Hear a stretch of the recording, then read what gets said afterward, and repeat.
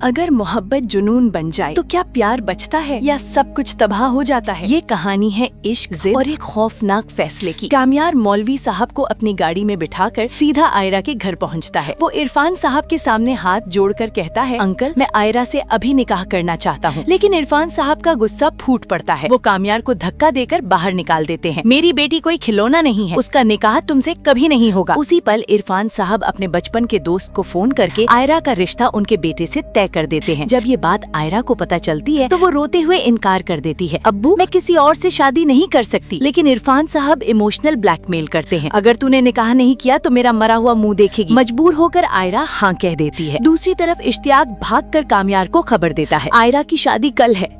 ये सुनते ही कामयार का जुनून हद पार कर जाता है। आयरा सिर्फ मेरी है। शादी रुकवाने के लिए वो एक घटिया चाल चलता है। आयरा की फेक वीडियो बनवाकर उसे वायरल कर देता है। निकाह के दिन जैसे ही दूल्हा वीडियो देखता है वो सबके सामने चिल्लाता है, ऐसी लड़की से मैं शादी नहीं कर सकता। बारात लौट जाती है। इज्जत के सदमे में इरफान साहब को हार्ट अटैक आ जाता है। अस्पताल में जिंदगी और मौत की जंग चलती है।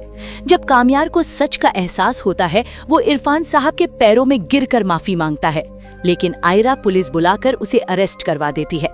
कुछ दिनों बाद आयरा को स्विट्जरलैंड भेजने का फैसला होता है। जेल से छूटते ही कामयार एयरपोर्ट पहुंचता है और आयरा को रोक लेता है। उसकी तड़प देखकर इरफान साहब का दिल पिघल जाता है और उसी वक्त दोनों का निकाह हो जाता है। तो सवाल ये है, क्या मोहब्बत में सब कुछ जायज है? क्या कामयार ने सही किया या वो सबसे बड़ा गुनहगार था? अगर आप जानना चाहते हैं शादी के बाद उनकी जिंदगी कैसी होगी तो लाइक, शेयर और सब्सक्राइब करना मत भूलिए।